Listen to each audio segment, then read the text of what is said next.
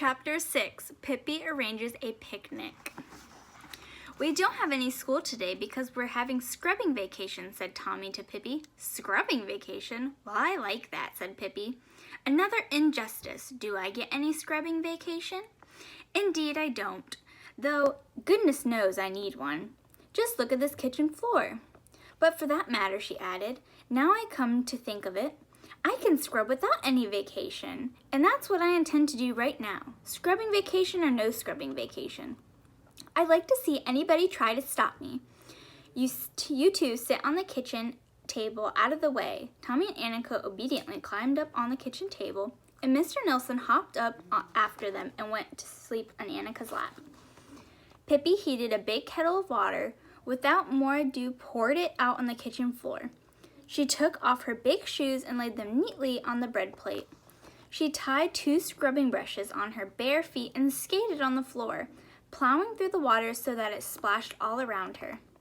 "I certainly should have been a skating princess," she said, and kicked her left foot up so high that the scrubbing brush broke a piece out of the overhead light. "Grace and charm I have at least," she continued, and skipping nimbly over the chair standing in her way. "Well now, I guess it's clean," she said at last, and took off the brushes. "Aren't you going to dry the floor?" asked Annika. "Oh no, it can dry in the sun," answered Pippi. "I don't think it will catch a cold so long as I keep moving." Tommy and Annika climbed down from the table and stepped across the floor very carefully so that it wouldn't get wet.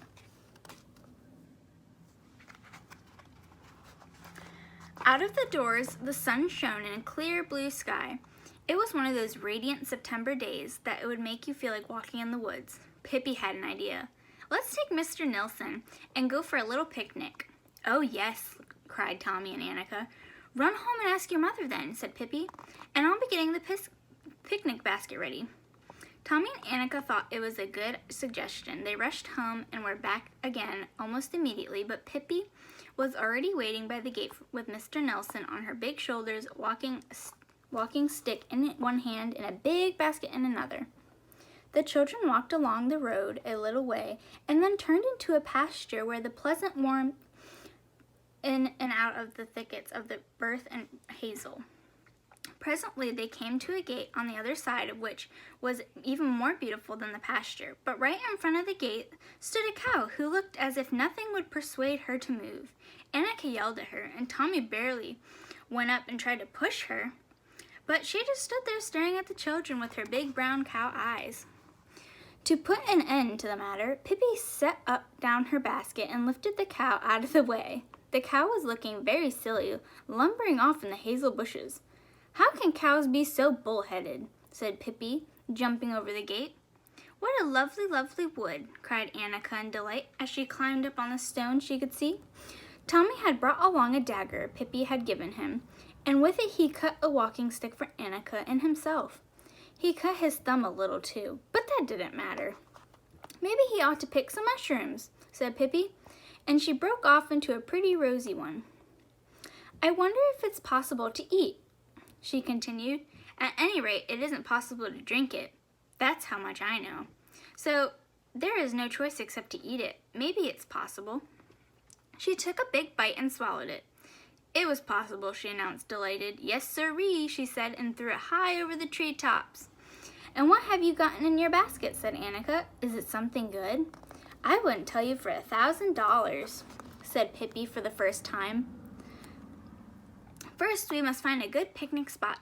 The children eagerly began to look for such a place. Annika found a large flat stone that she thought was satisfactory, but it was covered with red ants. "I don't want to sit with them," said Pippi, "because I'm not acquainted with them, and besides, they bite," said Tommy. "Do they?" said Pippi. "Bite back then." Then Tommy found a little clearing among the hazel bushes, and he thought that he could find a good place. "Oh no, that's not sunny enough for my freckles," said Pippi, "and I don't think freckles are so attractive." Farther on they came to a hill that was easy to climb. On one side of the hill was nice and sunny rock that just sat like a little balcony, and there they sat down. "Now shut your eyes while I set the table," said Pippi. Tommy and Annika squeezed their eyes as tightly shut as possible. They heard Pippi opening the basket and rattling paper. 1, 2, 19. Now you may look, said Pippi at last. They looked, and they squealed with delight when they saw all the good things Pippi had spread on the bare rock. There were some good sandwiches with meatballs and ham, and a whole pile of sugared pancakes, several little brown sugar sausages, and 3 pineapple puddings. For you see, Pippi had learned cooking from the cook on her father's ship. Aren't scrubbing vacations grand, said Tommy, with his mouth full of pancakes. We ought to have them every day. Indeed, I'm not that anxious to scrub, said Pippi. It's fun to be sure, but not every day. That would be so tiresome. At last the children were so full they could have hardly moved. They sat still in the sunshine and enjoyed it. I wonder if it is hard to fly, said Pippi, and looked dreamingly over the edge of the rock. The rock sloped down very steeply below them, and it was a long way to the ground. Down at last, one ought to be able to learn to fly. She continued, it must be harder to fly up, but you could begin the easiest way. I do think I will try. No, Pippi, cried both Tommy and Annika. Oh dear, Pippi, don't do that. But Pippi was already standing on the edge. Fly, you foolish fly, fly, the foolish fly flew, she said, just as she said flew. She lifted her arms and took off in the air. In half a second, there was a thud, and it was Pippi hitting the ground. Tommy and Annika lay there on their stomachs and looked down at her terrified. Pippi got up and brushed her knees off. I forgot to flap, she said joyfully, and I guess I had too many pancakes in my stomach. At that moment, the children noticed that Mr. Nelson had disappeared. He had evidently gone off on a little expedition of his own. They remembered that they had last seen him contentedly chewing the picnic basket to pieces. But during Pippi's flying experiment, they had forgotten him, and now he was gone. Pippi was so angry that she threw her shoe into the big, deep pool of water. You should have never taken a monkey with you anywhere, she said. He should have been left at home to pick fleas off the horse, and that would have served him right, she continued, wading out of the pool to get her shoe. The water reached her waist. I might as well take advantage of this and wash her hair, said Pippi, and ducked her head under the water, and kept it there so long that water began to bubble. There now, I've saved a visit for the hairdresser, she said contentedly. When at last she came up for air, she stepped out of the pool and put her shoe on. Then she went off to hunt for Mr. Nelson. Hear how it squashes when I walk, laughed Pippi. It says cloth, cloth in my dress and squish, squish in my shoes. Isn't that just jolly? I thought you ought to try it too, she said to Annika, who was walking alongside her with her lovely flaxen hair and pink dress and little white kid shoes. Some other time, said the sensible Annika. They walked on. Mr. Nelson certainly can't be exasperating, said Pippi. He's always doing things like this. Once in Arabia, he ran away from me and took a position as a maidservant to an elderly widow.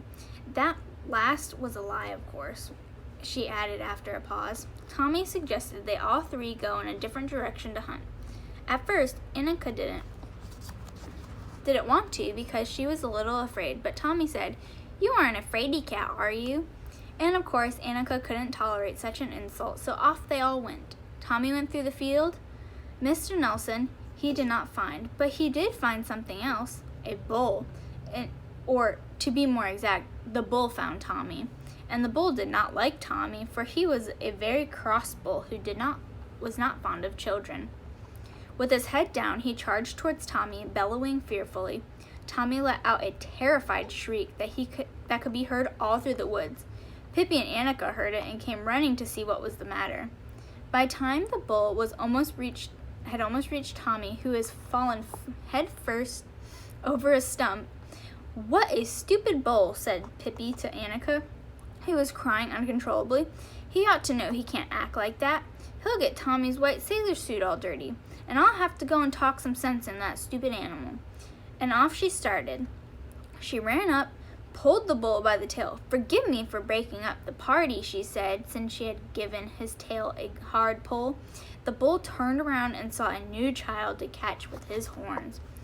"As I was saying," went on Pippi, "forgive me for breaking up, and also forgive me for breaking off." And with that, she broke off one of the bull's horns. "It isn't the style to have 2 horns this year," she said. "All the better bulls have just 1 horn, if any." So she broke off the other horn too. As bulls have no feeling in their horns, this one didn't know what she had done. He charged at Pippi, and if she had been any other child there, that would have been left to grease in a grease spot. "Hey, hey, hey, stop tickling me," shrieked Pippi. "You can't imagine how ticklish I am. Hey, stop, I'll die laughing." But the bull didn't stop, and at last Pippi jumped up on his back to get a little rest. To be sure, she didn't get much, because the bull didn't in the least approve of having Pippi on his back. He dodged about madly to get her off, and she clamped her knees and hung on. The bull dashed up and down the field, bellowing so hard that the smoke came out of his nostrils. Pippi laughed and shrieked and waved at Tommy and Annika, who stood a little distance away, trembling like aspen leaves. The bull whirled around and around, trying to throw Pippi. "See me dancing with my little friend," cried Pippi, and kept her seat. At last the bull was so tired that he laid on the ground, wished that he had never seen such a thing as a child. He had never thought children amounted to much anyways. "Are you going to take a little nap now?" asked Pippi politely. "Then I won't disturb you." She got off his back and went over to Tommy and Annika. Tommy had cried a little. He had a little cut on one of his arms, but Annika had bandaged it with her handkerchief, so that it was no longer hurt. "Oh, Pippi," cried Annika excitedly. "Shh, shh, Pippi," whispered Pippi. "Don't wake the bull, he's sleeping. If we wake him, he'll be fussy." But the next minute, without paying any attention to the bull and his nap, she was shrieking at the top of her voice, "Mr. Nelson, where are you? We've got to go home." And believe it or not, there sat Mr. Nelson up in a pine tree, sucking his tail and looking very lonely. It wasn't much fun for a little monkey to be left alone in the woods. He skipped down from the pine and up on Pippi's shoulder, waving his little straw hat, as he always did when he was very happy. "Well, well, so you aren't going to be a maidservant this time," said Pippi, stroking his back. "Oh, that was a lie. That's true," she continued. "But still, if it's true, how can it be a lie?" she argued. "You wait and see. It's going to turn out that he was a maidservant in Arabia after all, and if that's the case, I know who's going to make the meatballs at our house hereafter." And then they strolled home, Pippi's dress still going cloth, cloth, and her shoes going squish, squish. Tommy and Annika thought they had a wonderful day in spite of the bull. They sang a song they had learned in school, and it was a really summer. Miss Eddington still gets tongue-tied. It was really a summer song, but they thought it fitted very well, even if it was nearly autumn. "In the jolly summertime, through fields and woods we make our way. Nobody sad, everyone's gay.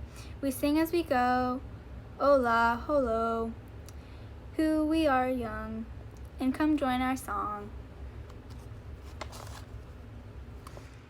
Pippi sang too, but with slightly different words. "In the jolly summertime, through fields and woods I make my way. I do exactly as I wish, and when I walk I go squish, squish, squish, squish, squish, squish. And my old shoes, it's really true, sometimes they say clip and clop. For the shoes are wet, the bulls sleep yet, and I eat all the rice pudding I can get. In the jolly summertime, I go wherever, squish, squish."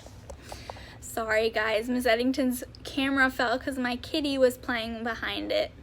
I hope you guys have a good day.